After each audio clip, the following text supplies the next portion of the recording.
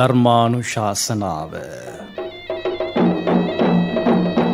දේශිකයන්න් වහන්සේ අතුරුගිරිය අභයපුර අභය දර්ශනාරාමාධිපති ශාස්ත්‍රපති පූජනීය පරපාමුල්ලේ සිරිවිමල ස්වාමීන්ද්‍රණන් වහන්සේ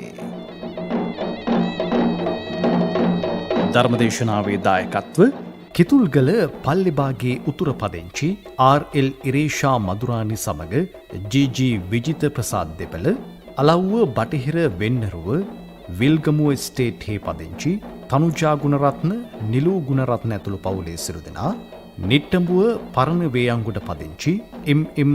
චන්ද්‍රිකා රෝහිණී ජයසිංහ මහත්මිය කටුපොත තිස්සව පදිංචි චන්ද්‍රා අමරකෝන් මහත්මිය දෙමංහන්දිය කටාන නවනගර නිවාස අංක 6 නිවසේ පදිංචි ටලීනා වික්‍රමනායක මහත්මිය ඇතුළු පවුලේ සිළු දෙනා.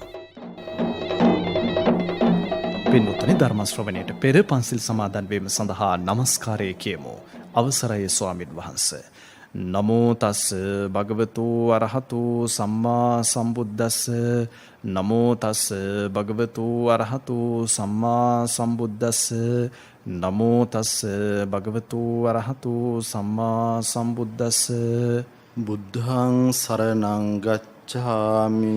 බුද්ධං සරණං ගච්ඡාමි. ධම්මං සරණං ගච්ඡාමි. ධම්මං සරණං ගච්ඡාමි. සංඝං සරණං ගච්ඡාමි. සංඝං සරණං ගච්ඡාමි. ဒ ුතියංපි බුද්ධං සරණං ගච්ඡාමි. ဒ ුතියංපි බුද්ධං සරණං ගච්ඡාමි. ဒ ුතියංපි ධම්මං සරණං ගච්ඡාමි. ဒ ුතියංපි ධම්මං සරණං ගච්ඡාමි. ဒ ුතියංපි සංඝං සරණං ගච්ඡාමි. ဒ ුතියංපි සංඝං සරණං ගච්ඡාමි. තතියංපි බුද්ධං සරණං ගච්ඡාමි.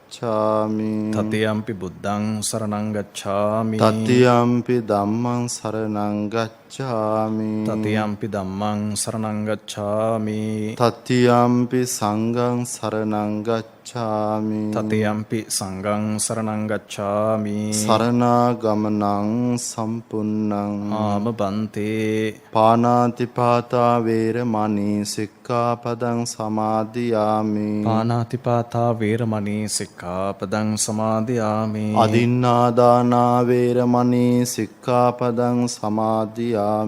අදින්නාදානා වේරමණී සික්ඛාපදං සමාදියාමි. කාමේසු මිච්ඡාචාරා වේරමණී සික්ඛාපදං සමාදියාමි. කාමේසු මිච්ඡාචාරා වේරමණී සික්ඛාපදං සමාදියාමි. මුසාවාදා වේරමණී සික්ඛාපදං සමාදියාමි. මුසාවාදා වේරමණී සික්ඛාපදං සමාදියාමි. සුරාමේරය මජ්ජපමා දට්ඨානා වේරමණී සික්ඛාපදං සමාදියාමි. සුරාමේරය මජ්ජපමා දට්ඨානා වේරමණී සික්ඛාපදං සමාදියාමි. මා සමාදන් වූ මේ උතුම් පංචශීලය මේ උතුම් පංචශීලය මෙලොව යහපත පිණිසද මෙලොව යහපත පිණිසද පරලොව සුගතිය පිණිසද පරලොව සුගතිය පිණිසද මගඵල නිවන් පිණිසද මගඵල නිවන් පිණිසද හේතු වේවා. හේතු වේවා. සාදු සාදු සාදු. සමන්තා චක්කවාලේසු අත්‍රා ගච්ඡන්තු දේවතා සද්දම්මං මුනි රාජස්ස සුනන්තු සග්ග මොක්ඛදං ධම්මස්සවන කාලෝ අයං බදන්තා ධම්මස්සවන කාලෝ අයං බදන්තා ධම්මස්සවන කාලෝ අයං බදන්තා. සාදු සාදු සාදු. නමෝ තස්ස භගවතු අරහතෝ සම්මා සම්බුද්දස්ස. නමෝ තස්ස භගවතු අරහතෝ සම්මා සම්බුද්දස්ස. නමෝ තස්ස භගවතු අරහතෝ සම්මා සම්බුද්දස්ස. සාදු සාදු සාදු. යංකින්චි රාහුල රූපං අතීතනාගත පච්චුප්පන්නං අජ්ජත්තං වා බහිද්ධා වා ඕලාරිකං වා සුකුමං වා හීනං වා පනීතං වා යං දුරේ වා සම්තිකේ වා සබ්බං තං රූපං නේතං මම නේසෝ හමස්මින මේසෝ අත්තාති ඒව මේතං යථා භූතං සම්මප්පඤ්ඤාය දිට්ඨම් භන්ති. සාදු සාදු සාදු. ශ්‍රී ලංකා ගුවන්විදුලි සංස්ථාව සමග එකතු වී සිටින පින්වත් ඔබ හැම සියලු දෙනාටම සුවසේ මේ ධර්ම කරුණු ටික ශ්‍රවණය කරන්නට ශක්තිය ලැබේවා. අපි පැයක් වැනි කෙටි කාලයක් තුල ධර්ම ශ්‍රවණය කරනවා කියන්නේ අපි ජීවත් වෙලා තිබෙන පැය ගානත් එක්ක බැලුවාම පොඩි කාලයක්. හැබැයි අපේ මේ පොඩි වෙලාව මේ පැයක වැනි පොඩි වෙලාව තුල අහන ධර්ම කාරණා ටික අපේ නිවන් දකින තුරු උපදින සෑම භවයකදීම අපට පිහිට වෙනවා, පිළිසරණ වෙනවා, උපකාර වෙනවා. ඒ නිසා විනාඩි වශයෙන් ගත්තොත්, පැය වශයෙන් ගත්තොත් පොඩි කාලයක් වගේ වුණාට අපි තුල මේ ධර්මානුශාසනාවන් ශ්‍රවණය කරනකොට බලවත් වෙන සත්‍තිස් බෝධිපාක්ෂික ධර්ම නිසා ආත්ම ගානක් අපට මේවයින් පිහිටක්, ආරක්ෂාවක්, රැකවරණයක් ලැබෙනවා. ඒ නිසා ධර්ම දේශනාවේ දායකත්වයෙන් දරන්නට යෙදුණු සියලු දෙනාටම අපි ආශිර්වාද කරනවා. ඔබ සියලු දෙනාගේම ජීවිතවල බලාපොරොත්තු ප්‍රාර්ථනා ඉෂ්ට සිද්ධ වේවා. ලෙඩ දුක් කරදර දුරු වේවා. තව තවත් මෙවැනි පින්කම් කරන්න ශක්තිය ලැබේවා. ධර්ම ශ්‍රවණය කරලා විශාල ජනතාවක ධර්ම ශ්‍රවණය කරන්න අවස්ථාව සලසලා දීලා විශාල වටිනා පින්කමක් අද දවසේ මේ සිදු කරගන්නට යෙදෙන්නේ. ඉතින් ඒ නිසා ඒ දායකත්වයන් දරන සියලු දෙනාගේම නමින් පරලෝ සැපත් වුණු හැමෝම සසර දුකින් අත මිදේවා. නිවන් පිණසම හේතුපකාර වේවා. සුජීවත්ව සිටින ඔබ හැම සියලු දෙනාටමත් මියගිය හැමෝටමත් උපදින සෑම භවයකදීම නිරය තිරිසම් ප්‍රේත අසුර වැනි දුගතිවල උපදින්න නැතුව දිව්‍ය මනුෂ්‍ය ජීවිත ගත කරමින් අංග සම්පූර්ණ ජීවිත ගත කරමින් වාසනාවන්ත ජීවිත ගත කරන්නට ශක්තිය ලැබේවා කියලත් අපි පළමුවම ආශිර්වාද කරනවා, සෙත් පතනවා. පින්නතුනි, අද ශ්‍රී ලංකා ගුවන්විදුලි සංස්ථාවේ ධර්මානුශාසනාව සඳහා අපට ලබා දුන්නු මාතෘකාව තමයි මජ්ක්‍ධිම නිකායේ මජ්ක්‍ධිම පඤ්ඤාසකේන මහා රාහුලෝවාද සූත්‍රය. ඉතින් මේ මහා රාහුලෝවාද සූත්‍රයෙන් විශේෂයෙන්ම ආනාපාන සති භාවනාවේ වටිනාකම ගැන කියවෙනවා. ඒ වගේම තමයි ආනාපාන සති භාවනාව වඩනකොට අපට එන බාධක මොනවද? ඒ බාධක හඳුනා ගැනීමත් මෙහිදී විශේෂයෙන්ම සිද්ධ වෙනවා. පින්නතුනේ, ඉතින් මේ ධර්මානුශාසනාවක් ශ්‍රවණය කරනකොට අපි අපේ ශ්‍රද්ධාව බලවත් කරගන්නට ඕන. අපේ ශ්‍රද්ධාව බලවත් වෙනකොට යෝනිසෝ මනසිකාරය බලවත් වෙනවා, වීරිය, සති, සමාධි, ප්‍රඥා බලවත් වෙනවා. එහෙම නැතුව නිකන් මේ මෙතෙක් වෙලා හිටියා වාගේ නිකන් අපි බණ අහලා හරියන්නේ නැහැ. ඉතින් ඒ නිසා හොඳට තේරුම් ගන්නට ඕන මේ බණ අහන්න පැයකට කලින් නිකන් අපේ හිත ශ්‍රද්ධාවෙන් තොරව, වීරියෙන් තොරව, සතියෙන් තොරව ඊටාම වෙනස් විදියකට තිබුණ වෙන්න පුළුවන්. නිකන් හරියට ලණුව කඩලා දාපු බල්ලෙක් වගේ එහෙ හිත දුවදුවා හොයි ඉන්නවා. හැබැයි දැන් කූඩුව ඇතුළට දාපු බල්ලෙක් ලණුව ගැට ගහලා කූඩුව ඇතුළේ ඉන්නවා වගේ එහෙම තැන් වල දූපු හිත අපි එක තැනකට අරගෙන ශ්‍රද්ධාව බලවත් කරගෙන වීරිය, සති, සමාධි බලවත් කරගෙන සංසුම් මනසින්මයි මේ ධර්මානුශාසනාවන් ශ්‍රවණය කරන්නට වෙන්නේ. පින්නතුනි, දවසක් අපගේ භාග්‍යතුන් වහන්සේ ජේතවනාරාමේ වැඩ ඉන්න කාලේ උන්වහන්සේ දවසක් උදේ කාලේ සිවුරු පොරවගෙන පාත්‍රත් අරගෙන පිණ්ඩපාතය සඳහා වැඩම කළා. ඉතින් භාග්‍යතුන් වහන්සේ සමග රාහුල ස්වාමීන් වහන්සේත් සිවුරු පොරවගෙන පාත්‍රෙත් අරගෙන පිණ්ඩපාතය සඳහා වැඩම කළා. ටික දුරක් වඩිනකොට අපගේ භාග්‍යතුන් වහන්සේ ආපස්ස හැරිලා රාහුල ස්වාමීන් වහන්සේගෙන් අහනවා, රාහුල, මේ ඔබ ආනාපාන සති භාවනාව හොඳට දියුණු කරන්නට ඕන. අතීත වූත්, අනාගත වූත්, වර්තමාන වූත් යම් කිසි රූපයක් ඇද්ද? එතකොට මෙන්න මේ රූපය තමා තුළ තිබෙන්න පුළුවන්, බාහිර තිබෙන්න පුළුවන්, ඊළඟට ගොරෝසු, සියුම්, හීන, ප්‍රනීත, දුර ළඟ මේ සියලුම රූප ගැන මේ රූප මගේ නෙමෙයි කියලා හිතන්න කිව්වා. මේ රූප මා සතුයි කියලා හිතන්න එපා කිව්වා. මේ රූප අනාත්මයි කියලා හිතන්න කියලා කිව්වා. ඉතින් පින්නතුනේ දැන් මේ කියපු කාරණාව සමහර කෙනෙකුට වැටහෙනවා. සමහර කෙනෙකුට වැටහෙන්නේ නැහැ. එතකොට කෙනෙකුට මේවා දැන් මේ ප්‍රමාණයෙන් වැටහෙන්නේ අතීතයේ එයාට ධර්ම ශ්‍රවණය කරන්න අවස්ථාව සැලසීලා තිබුණු නිසා. සත්පුරුෂ ආශ්‍රය ලැබිලා තිබුණු නිසා. මේ කියපු කාරණාව තවමත් කෙනෙකුට නොවැටුණා නම් එයා හිතන්නට ඕනේ මේක ගැඹුරු දෙයක් කියලා නෙමෙයි. මේක ඊටාම සරල දෙයක්, ඊටාම වටින දෙයක්. මම අතීතයේ මට ඇහිලා නැති නිසායි මට මේ ගැඹුරු වගේ හිතෙන්නේ. මේක මම තව අහලා මගේ මාතුලින්ම දකින්න මම දක්ෂ වෙන්නට ඕන කියලා අදිෂ්ඨානයක් ඇති කරගන්නට ඕන. එතකොට පින්නතුනි දැන් මේ භාගතුන් වහන්සේ මේ කියපු කාරණාව ඇත්තටම කියනවා නම් තෙරුවන් සරණ ගිය ශ්‍රාවකයෙක්ගේ ගෙදර මේ මොකද්ද දොර උඩ උළුවස්සේ ගහලා තියලා තියන්න තරම් වටිනවා. ගෙදර මේ යන තැන පේන තැන මේක ලියලා ගහලා තියන්න වටිනවා. ඒ තරම් වටිනා කියන දෙයක් තමයි මේ කියන්නේ. එතකොට මේ කතාව අහුවාම බලන්න රාහුල ස්වාමීන් වහන්සේට කොච්චර සතුටක් ඇති වුණාද කියනවනම් උන්වහන්සේ කල්පනා කළා අද ඕනේ පින්ඩපාත යන්න. අද ඕනේ. අද දානේ ඕනත් නැහැ. මම යනවා භාවනා කරන්න. කියලා උන්වහන්සේ භාවනා කළා. සතුට වැඩි කමට. එතකොට මේ සතුටක් ඇති වුණේ උන්වහන්සේට කොහොමද? ඒ සතුටක් ඇති වුණේ මේ කාරණා කියනකොටම උන්වහන්සේට අවබෝධයක් ඇති වුණා යම්කිසි. මේ එතකොට රූපය කියන්නේ මොකද්ද? අතීත රූප, අනාගත රූප, වර්තමාන රූප කියන්නේ මොනවද?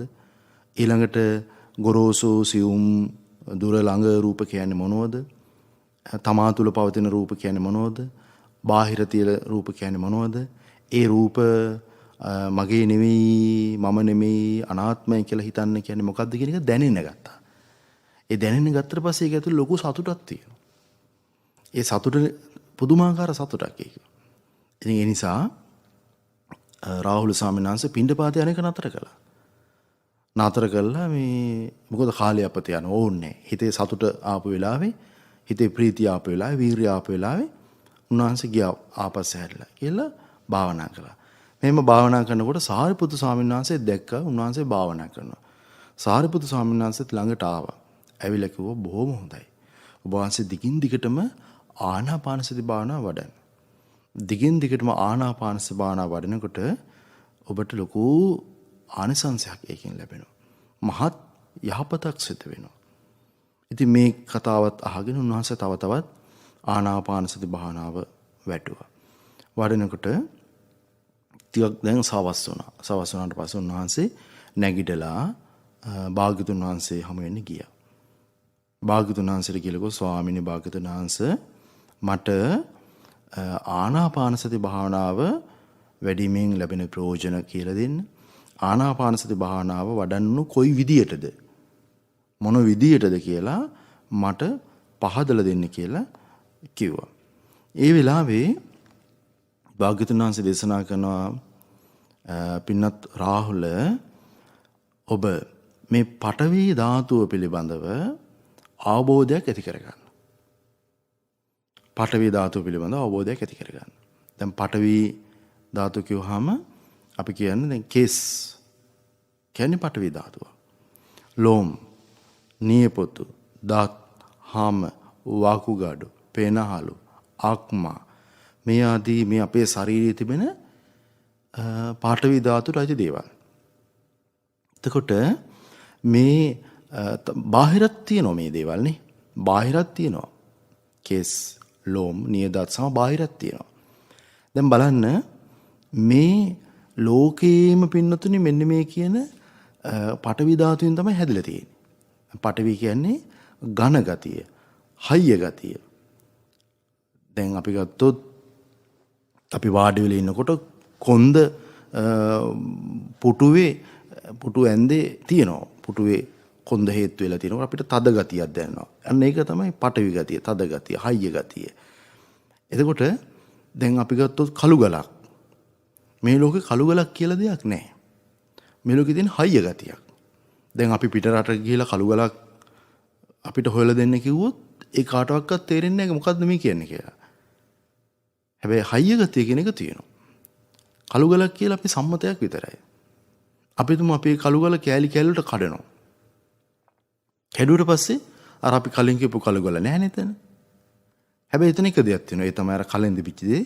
ඒ තමයි හයිය ගතිය, ඝන ගතිය, ගොරෝසු ගතිය. ඒකට අපි කියනවා පාඨවි ධාතුව කියලා.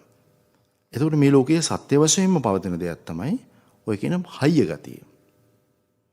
එතකොට පින්නතුනේ දැන් අපි තුමු කෙනෙක් භාවනා කරන්න පටන් ගන්නවා. භාවනා කරන්න පටන් ගත්තාම දීගං වා අසසන්තෝ දීගං අස්සාමිති පජානාති. මොන දීර්ඝ හුස්ම ගන්නවා. හුස්ම රටාව ගැන නිරීක්ෂණය කරන බල ඉන්නවා. බල වෙන ඉන්නකොට ඔන්න බලන්න දැන් මේ කියන කාරණා මෙතනින් එහාට තේරෙනවා කාලයක් ආනාපානසති භාවනාව වඩපු කෙනෙකුට. එහෙම නැති කෙනෙකුට ටිකක් අල්ලගන්න අමාරු වෙන්න පුළුවන්. ඉතින් අල්ලගන්න අමාරුයි කියලා ඉතින්දී හිතේ කනස්සල්ලක් හරි ගැඹුරුයි කියලා හරි හිතන්න නරකයි. ධර්මයේ සමහර දේවල් ගැඹුරු වෙන්නේ අපි පුරුදු කරලා නැති නිසා. එහෙම නැතු දේශකයන් වහන්සේ කියන විදිහේ නෙමෙයි. අපි තුමු කෙනෙක් භාවනා කරනවා. භාවනා කරනකොට එයාට එයාගේ හිසකෙස් පේන්න ගන්නවා. හිසකෙස් මුල් කරගෙන ඇති කරගත්ත අතීත සංඥා මතකෙට එනවා. අවුරුදු 20 දී මෙහෙමයි 25 දී මෙහෙමයි සතුටක් ඇති වෙනවා. නමුත් දැන් මෙහෙමයි කියලා දුකටපත් වෙනවා. ආන්න භාග්‍යතුන් වහන්සේ දේශනා කරනවා ඒ ශ්‍රාවකයා හිතන්නේ කො මේ කේස් පඨවි ධාතුව. මේ කේස් මගේ නෙමෙයි. මගේ ආත්මෙ නෙමෙයි. මම නෙමෙයි කියලා හිතන්න කිව්වා. අපි හිතමු යම් තරුණයෙක් තරුණියක් භාවනා කරනවා. එතකොට මේ භාවනා කරන පටන් ගත්ත තරුණයට තමන්ගේ දත් නැත්තම් පෙම්වතාගේ පෙම්වතියගේ වෙනත් කෙනෙක්ගේ දත් වෙනත් කෙනෙක්ගේ නියපොතු වෙනත් කෙනෙක්ගේ හැම තමන්ගේ හැම මේ දේවල් වලට හිත පිහිටනවා. හිත පිහිටලා කල්පනා කර කර ඔහේ ඉන්නවා. භාවනා කරන වෙලාවට විතරක් නෙමෙයි නිකන් පොතක් පතක් අතර ගත්තත් නිකන් මොන හරි වැඩක් පලක් කරන වෙලාවටත් මේ කියන විදිහට රාගයේ මුල් වෙලා හරි ද්වේෂයේ මුල් වෙලා හරි මෝහය බලවත් වෙලා හරි මේ පඨවි ධාතුවට අදාළ දේවල් වලට හිත පිහිටනවා. අපි හිතමු උදාහරණයක් වශයෙන් කෙනෙක්ගේ වකුගඩු නරක් වෙනවා දැන්. දැන් වෛද්‍යවරු කියනවා ආගේ වකුගඩු ටික නරක් කරලා තියෙන කියලා. එදා ඉඳලා එයා බණහන්න ගියත් භාවනා කරන්න ගියත් මොනවා කරන්න ගියත් එයාගේ හිත පිහිටන්නේ කොහෙටද? වකුගඩු දිහාට. ඊළඟට අපි හිතමු යාළුවෙක් හම් වෙනවා. ඔය කොහොමද වකුගඩු? පරීක්ෂා කරාද? ඔව් මම පරීක්ෂා කරා. කොහොමද? ප්‍රශ්නයක් නැහැ. හොඳයි කිව්වා. ආන්න අපිට එතකොට ගැටීමක් ඇති වෙනවා. මට මා කෙරේ දුකක් ඇති වෙනවා. අනිකාගේ වකුගඩු එහෙම හොඳ උනේ ඇයි? එයත් අපි කන බොන දේවල්මයි කරේ. එයත් අපි කරන කියන දේම කළා. අන ගැටීමක් ඇති වෙනවා. අසතුටක් ඇති වෙනවා. භාවනා කරන වඩනාට පස්සේ ඔන්නේ ශ්‍රාවකයට ආනාපානසති භාවනා වඩනකොට ඔන්නේ ශ්‍රාවකයට අර තමන්ගේ වකුගඩු වලට වෙච්ච හානිය යාළු මිතුරන්ගේ වකුගඩු වලට හානියක් නොවුණු හැටි ගැන කල්පනා වෙනවා. බාධාවක්. ඉතින් අපි තේරුම් ගන්නට ඕන භාවනා කරන්න පටන් ගත්තට පස්සේ අපේ හිත මෙන්න මේ පඨවි ධාතුව මුල් කරගෙන අපි අතීතයේ ඇති කරගත්ත මගේ මට කියලා ඇති කරගත්ත ඒ උපාදාන අපිට බාධා ගෙන දෙනවා. දැන් සමහරු කියන්නේ අනේ බෑ භාවනා කරන්න හරි අමාරුයි. ඉතින් හේතුව දන්නේ නැහැ සමහරු Tamanට පිනමදි කියලා හිතන්නේ.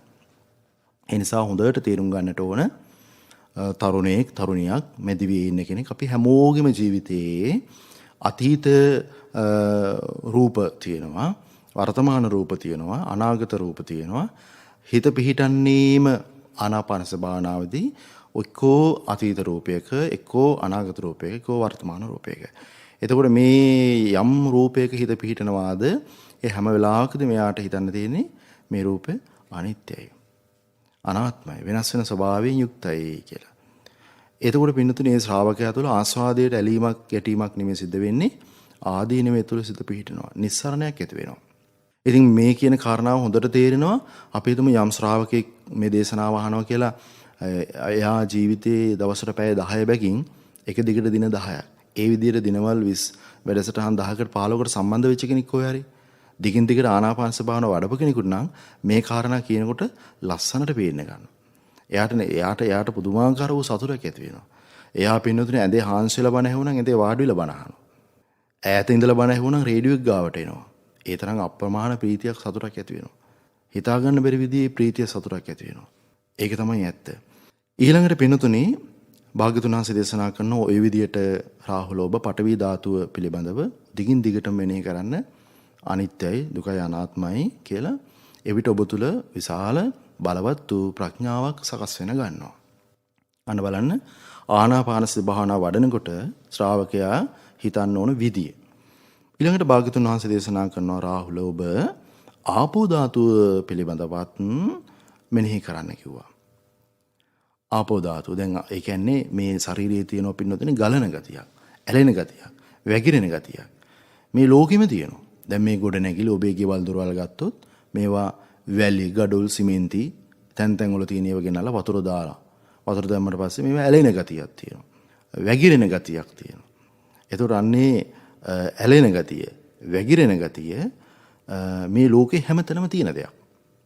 හැමතැනම මේ ලෝකේ ඇලෙන, වැగిරෙන ගතිය තියෙනවා. දැන් අපි ගත්තොත් අපේ මේ ශරීරයේ කෙල, සෙම්, සොටු, මල මුත්‍රා, දහදිය මේ ආදී වශයෙන් ආපෝ ධාතුවට අදාළ දේවල් ටිකක් තියෙනවා. එතකොට භාවනා කරන්න ගියාට පස්සේ ඒ ශ්‍රාවකයට මෙන්න මේ ආපෝ ධාතුව මුල් කරගෙනත් පීඩා ඇති වෙනවා. අතීතයේ ආපෝ ධාතුවට තමා තුළ තියෙන, බාහිර තියෙන ආපෝ ධාතුවට හිත පිහිටලා උපාදාන කරගෙන ඇති කරගත්තා වූ ඒ අතීත සංඥා, අතීත උපාදාන තියෙනවා. දැන් අපි ගත්තොත් භාග්‍යවතුන් වහන්සේ එක් වෙලාවක දේශනා කරනවා මේ පුරුෂයෙකුට ස්ත්‍රියකගේ දාදිය කියන්නේ සැප වේදනාවක්. පුරුෂයන් කෙරේ ස්ත්‍රියකගේ දාඩියට බැඳෙනවා කියනවා. පුරුෂයාගේ දාඩියට ස්ත්‍රිය බැඳෙනවා කියනවා. ඊළඟට පුරුෂයෙකුගේ කෙලවලට ස්ත්‍රිය බැඳෙනවා කියනවා. ස්ත්‍රියකගේ කෙලවලට පුරුෂයා බැඳෙනවා කියනවා. ඉතින් මේක මේ බැඳලා අවුරුදු 7 8 10 12 ගියාම වෙන්නේ නැති වෙන්න පුළුවන්. හැබැයි ප්‍රේමතුන් වශයෙන් ඉන්න කාලේ මේක උනාද නැද්ද කියලා අපිට බලන්න පුළුවන්. සත්‍ය වශයෙන්ම වේලා තියෙනවා. එතකොට මෙන්න මේ අපි ඇති කරගත්ත උපාදාන ටික භාවනා කරන්න වාඩි වෙච්ච ගමන් අපිට පීඩාව ගෙන දෙනවා. අතීත මේවට හිත පිහිටනවා. එතකොට අපි හිතමුකෝ සමහරවිට අපිට අපේ කෙලෙසෙම් සුටු මල මුත්‍රා පිළිබඳව අපිටම අපි කෙරෙහි ද්වේෂයක් බලවත් වෙවි තියෙන්න පුළුවන්. අනේ මගේ ශරීරයේ තමයි මේ දහඩිය දාන්නේ, දුගඳ හමන්නේ. මගේ ශරීරයේ තමයි මේ විදියට සෙම්සුටු මල මුත්‍රා මෙහෙම තියෙන්නේ, අන් අයගේ නෑ කියලා හිතෙන්න පුළුවන්.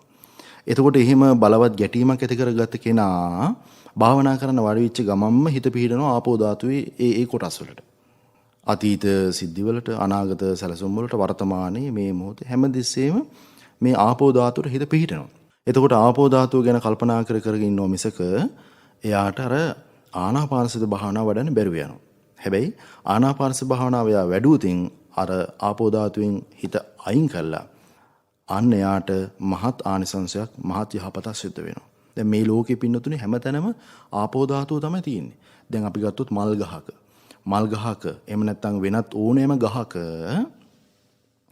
පොතු, සිවිය එකට ඇලිලා තියෙන්නේ. ගහට ඇලිලා තියෙන්නේ. ඊළඟට අත්තක් ගත්තොත් ඒ අත්ත ඊළඟට මේ මහා ගහට ඇලිලා තියෙන්නේ. පොතු, කොළ, මල්, රේණු, ගෙඩි මේ ඔක්කොම එකට ඇලිලා තියෙන්නේ. එතකොට මේ අපේ ශරීරය ගත්තොත් මේ ශරීරයේ ඇටකටු, ඇටමිදුළු, වකුගඩු, පෙනහළු, අක්මා මේ කෑලි බෑලි ශරීරය දෙන ඔක්කොම එකට ඇලිලා තියෙන්නේ. ඇලෙන ගතිය. මෙන්න මේ ඇලෙන ගතිය මේ ලෝකේ පවතින දෙයක්. එතකොට අපේ ජීවිතයේ අපි මෙන්න මේ ඇලෙන ස්වභාවයට අපි රාගිකවත් බැඳෙනවා, ද්වේෂයෙන්වත් බැඳෙනවා, ඒ වගේම මුලාවෙනුත් බැඳෙනවා. ඒ බැඳුනහට පස්සේ ඒක නැවත නැවත උපදින්නටත් කර්ම සකස් වෙන්න පටන් ගන්නවා. එතකොට ශ්‍රාවකයා දක්ෂ වෙන්නට ඕන භාවනා කරනකොට මෙන්න මේ ආපෝ ධාතුවට අදාළ යම්කිසි කොටසකට හිත පිහිටියොතින් ඒ පිහිටපු තැනින් හිත ගලව ගන්න. ඒකින් පුහුණුවකින්ම සිද්ධ වෙන දෙයක්. ඒක මේ ධර්මදේශනාවක් අහලා කරන දෙයක් නෙමෙයි. ධර්මදේශනාවකින් කරන්න පුළුවන් වෙන්නේ පෙන්නතුනේ පඨවි ධාතුව පෙන්වන්න පුළුවන්. ආපෝ ධාතුව පෙන්වන්න පුළුවන්. පෙන්වුවට පස්සේ එයා ඒ දැකපු දේ හොයාගෙන යන්න ඕන.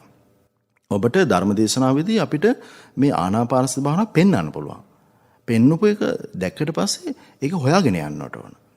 අපි නිවන් දකින්න කියන්නේ අපි ඉස්සෙල්ලාම නිවන දකින්නවා. අපි හැමෝම නිවන දකින්න ඕනේ ඉස්සෙල්ලා.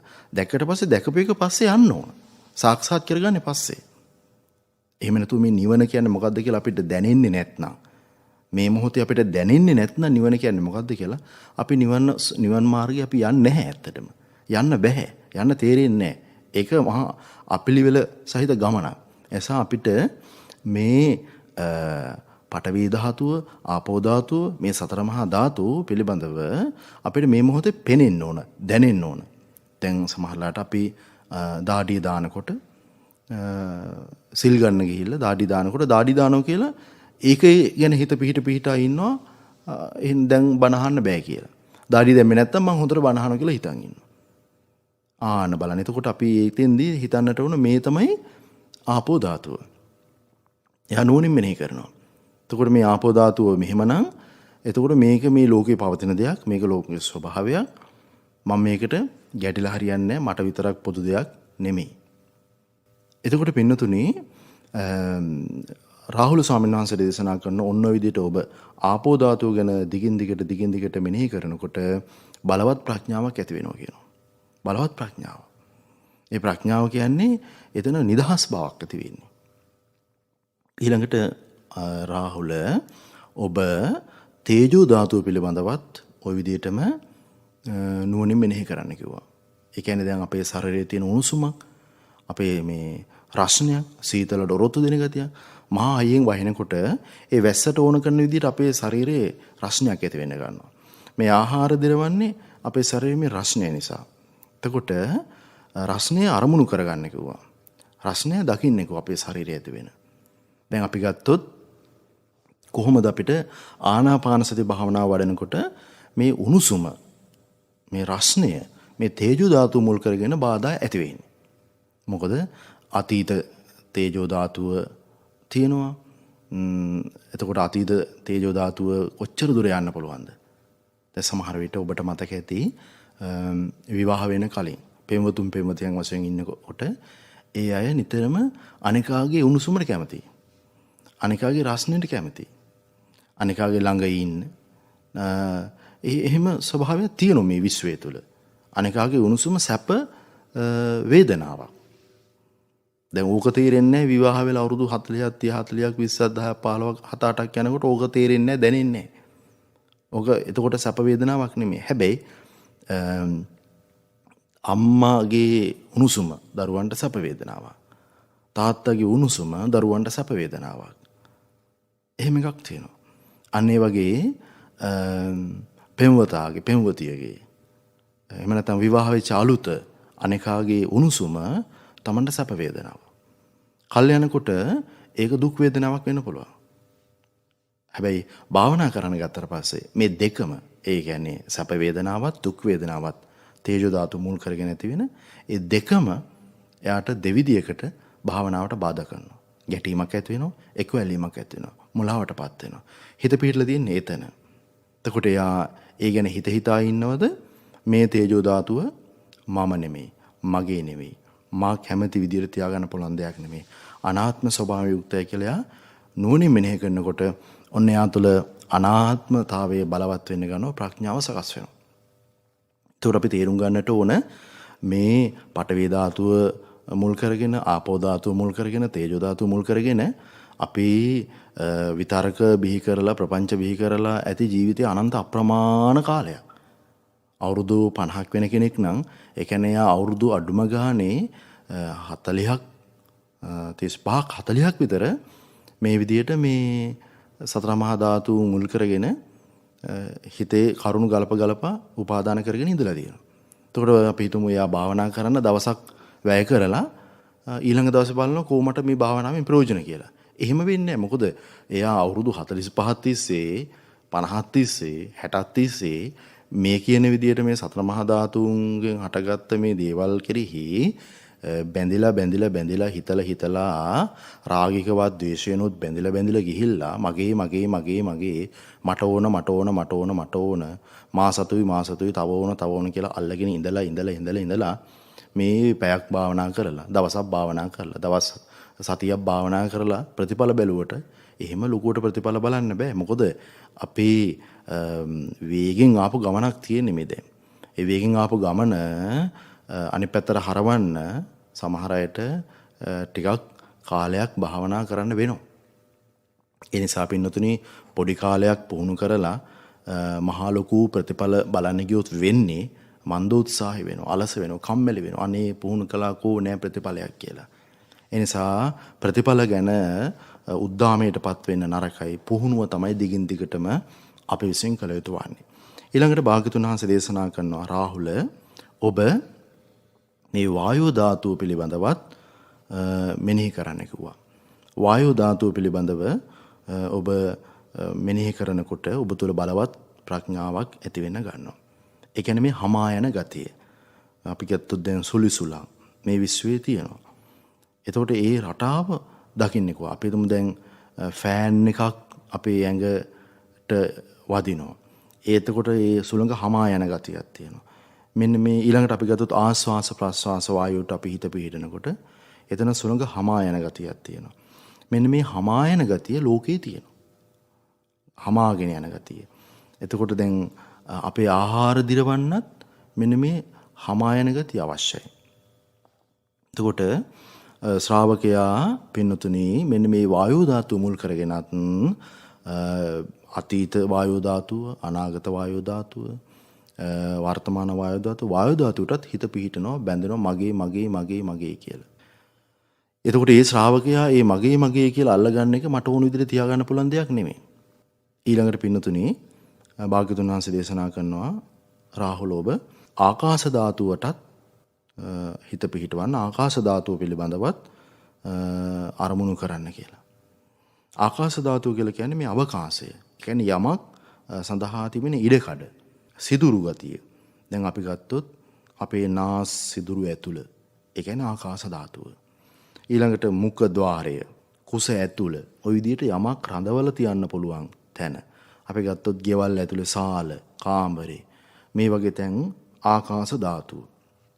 එතකොට මේ ආකාශ ධාතුව මුල් කරගෙනත් විවිධාකාරයෙන් අපිට මේ පොතකින් කියවලා අවබෝධ කරගන්න පුළුවන් ස්වභාවයට එහා ගිහලා භාවනාවේදී ඊට වඩා විශාල පුළුල් විදියක අවබෝධයක් ඇති කරගන්න පුළුවන් මේ ආකාශ ධාතුව මුල් කරගෙන කොහොමද අපිට භාවනාවට බාධාවන් ඇති කරන්නේ. විශාල බාධාවන් ප්‍රමාණයක් තියෙනවා.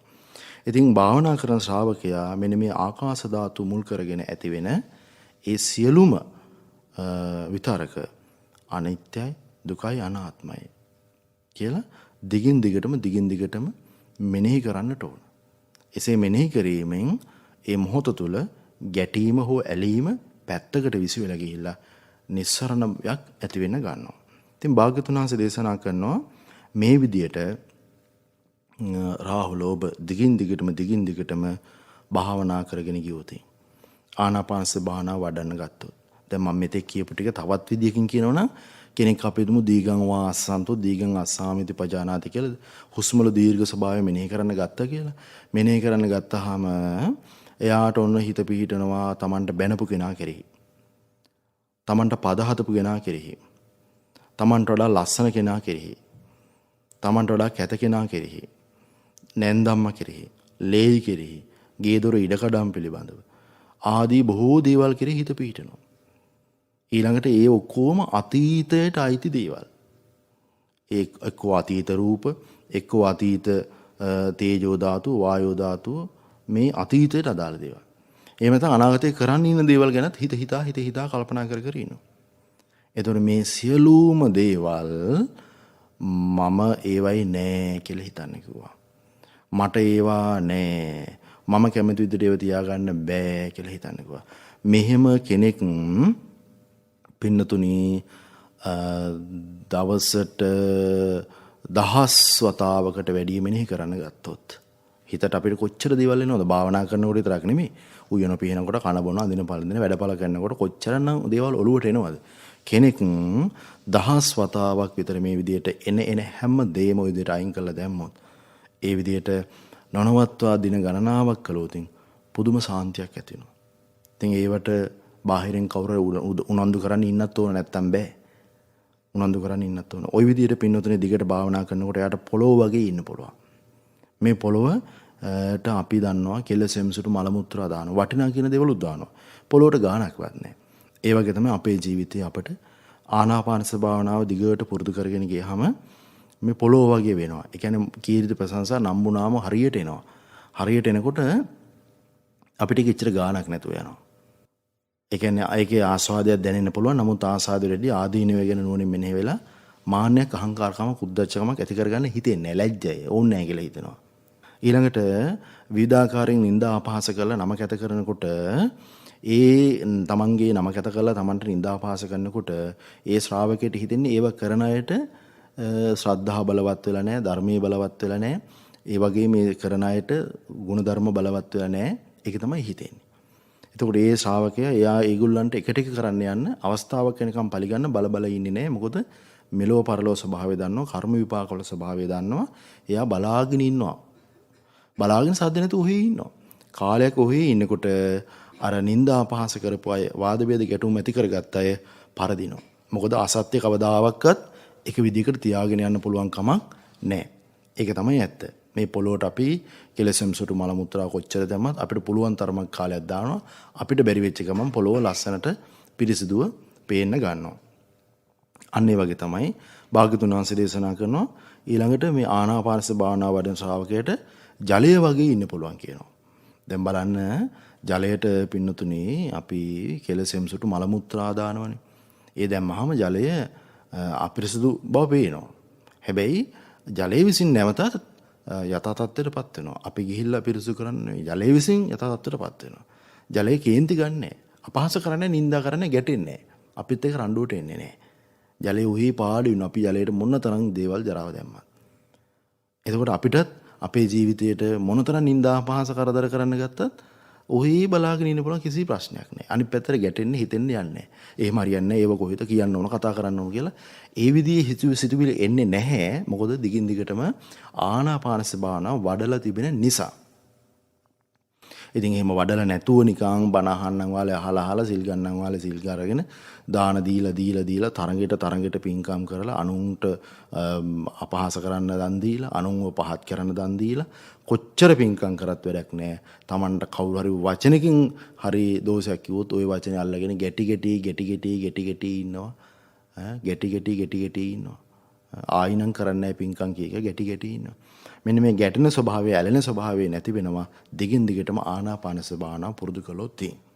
ඒක ඉතින් අඩුම ගානේ ශ්‍රාවකයෙක් දින 100ක්වත් ආනාපානසති භාවනාව කරලා තියෙන්න ඕන එක දිගට මේ යුගයේ හැටියට.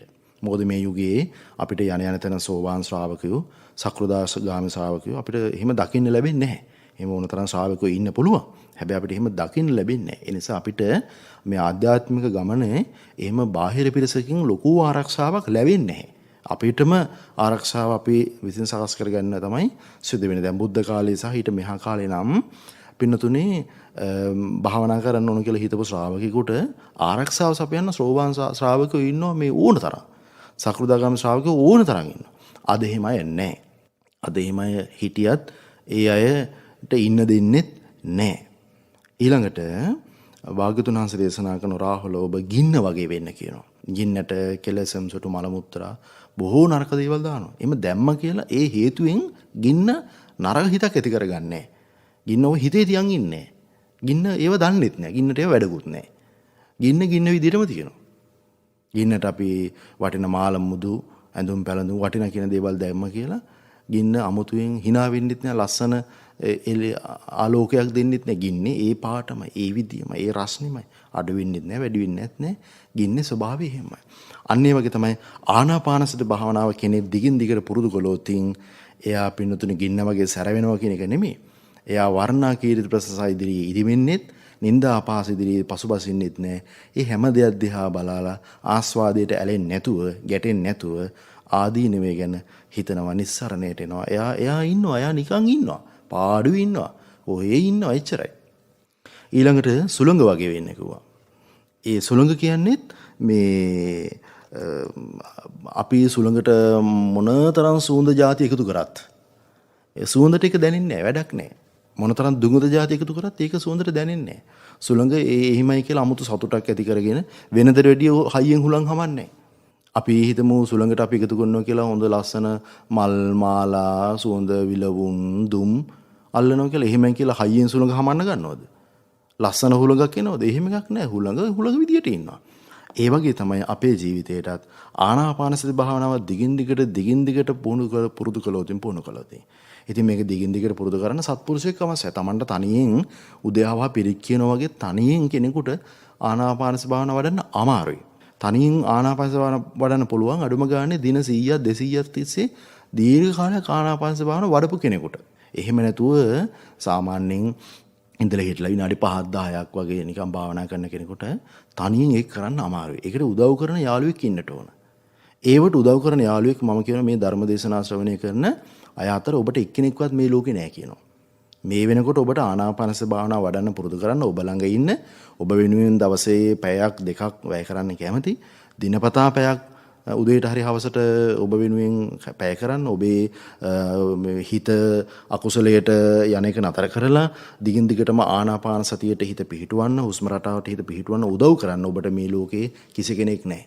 හැබැයි කේලම් ඕපදූප හිස් වචන පරස වචන කතා කරන්න දේශපාලන ගැන කතා කරන්න අනුන්ට නිନ୍ଦා අපහාස කරන්න අනුන්ට වෙනස්කම් කරන්න ඔබට දිනපතා ඕන තරම් අය එකතු කරගන්න පුළුවන් හොයාගන්න පුළුවන් කාල වේලාව ගත වෙන එක ගාණක්වත් නැහැ.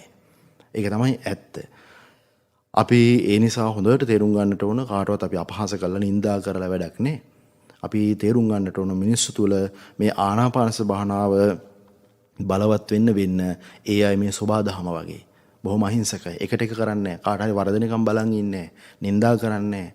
උදේ දිවාරේ පව් සැලසුම් කරන්නේ නැහැ. කාට හරි කරදරයක් කරන්න සැලසුම් කරන්නේ නැහැ. පවුල් කඩා කප්පල් කරන්න සැලසුම් කරන්නේ නැහැ. දරුමල්ලෝ විනාශ කරන්න සැලසුම් කරන්නේ නැහැ. දරුමල්ලන්ගේ ඉගෙන ගැනීම ජීවිතයේ වාසනාව කෙනෙක් තුළ තිබෙන ගුණධර්ම විනාශ කරන්න සැලසුම් කරන්නේ නැහැ.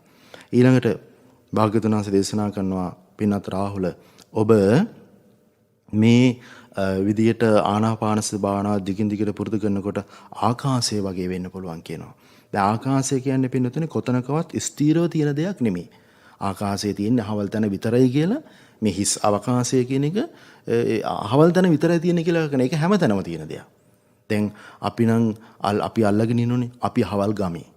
අපි අහවල් නගරේ. අපි අහවල් කුලේ. අපි අහවල් ජාතියේ. අපි අහවල් පන්සලට විතර යන්නේ. අපි අහවල් ඇගලා අපි එක තැනක අල්ලගෙන ඉන්නවා. අපි බදාගෙන ඉන්නවා. මම නම් මෙහෙම තමයි. මේ මගේ හැටි. මගේ හැටි.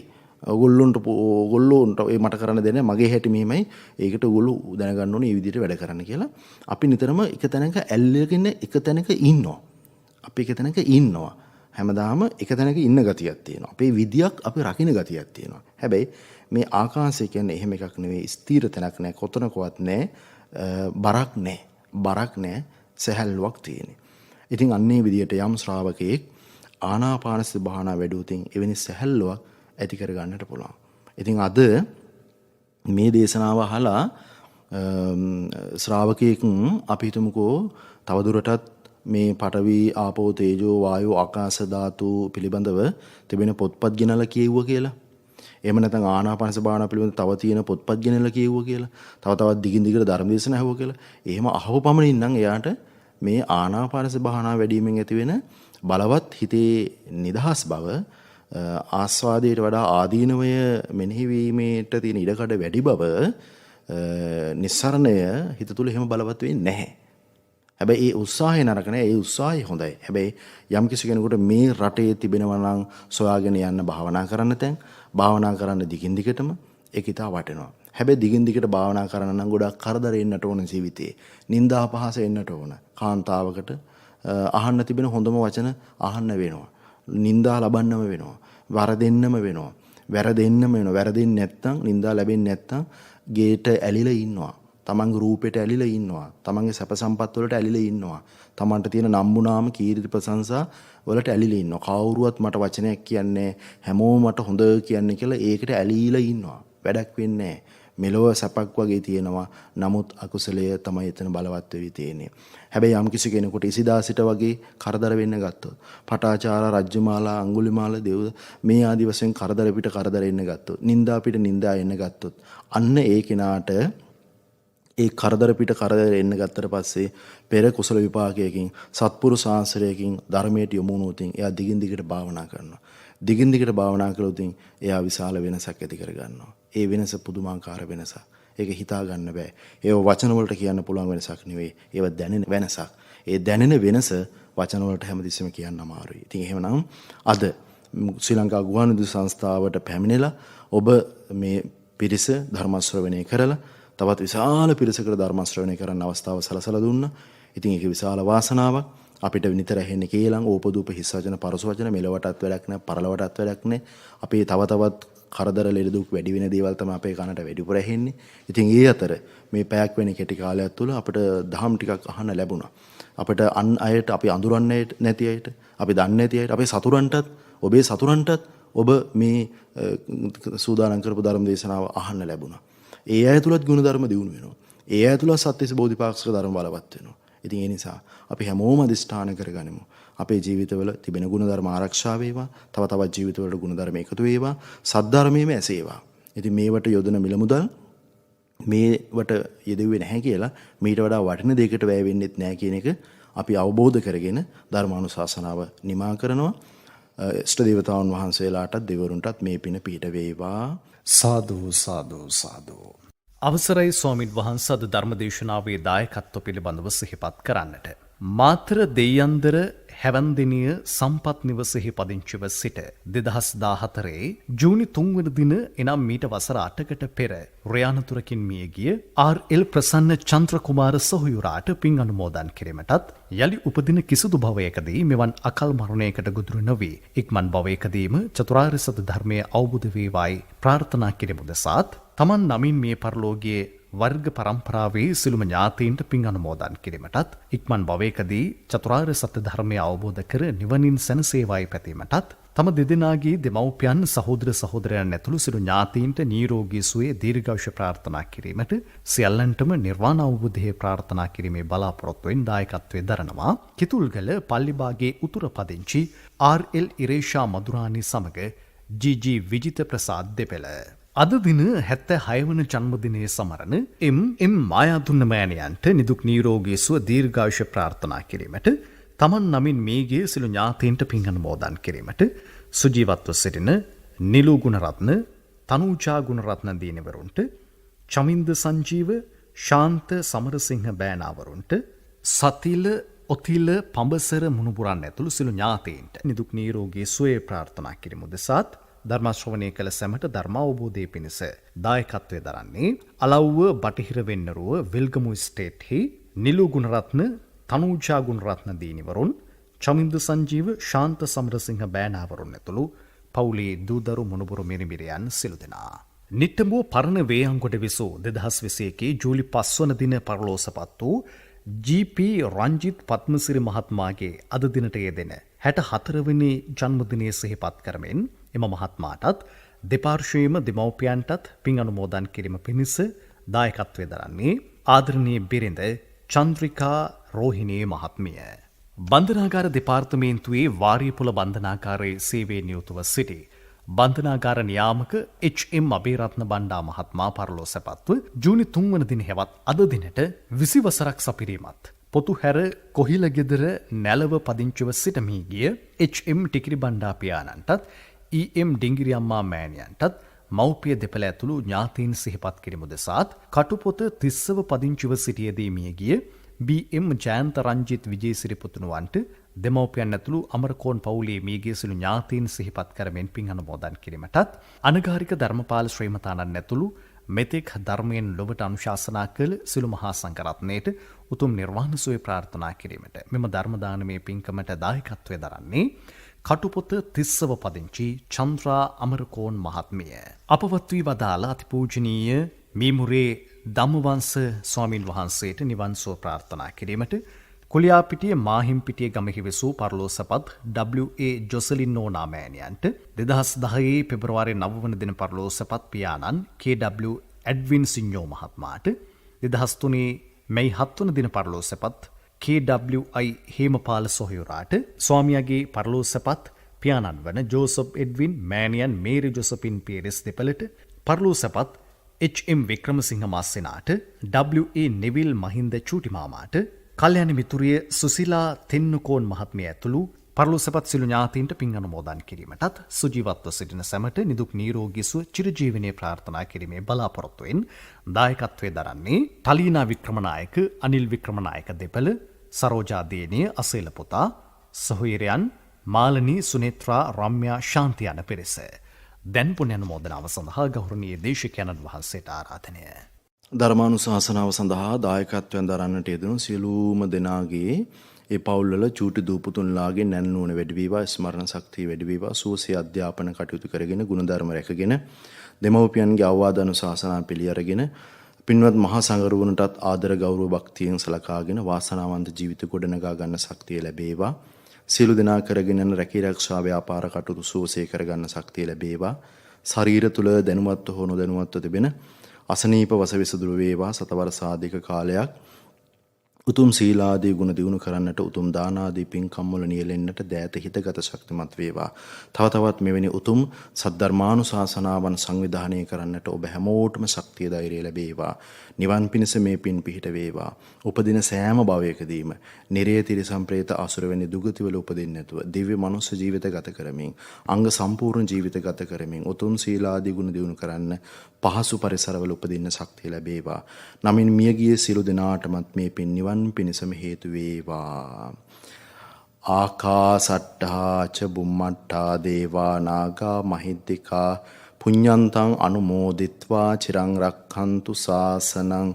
ආකාසට්ටා ච බුම්මට්ටා දේවා නාග මහිද්దికා පුඤ්ඤන්තං අනුමෝදිත්වා චිරං රක්ඛන්තු දේශනං. ආකාසට්ටා ච බුම්මට්ටා දේවා නාග මහිද්దికා පුඤ්ඤන්තං අනුමෝදිත්වා චිරං රක්ඛන්තු ත්වං සදා. සාදු සාදු සාදු.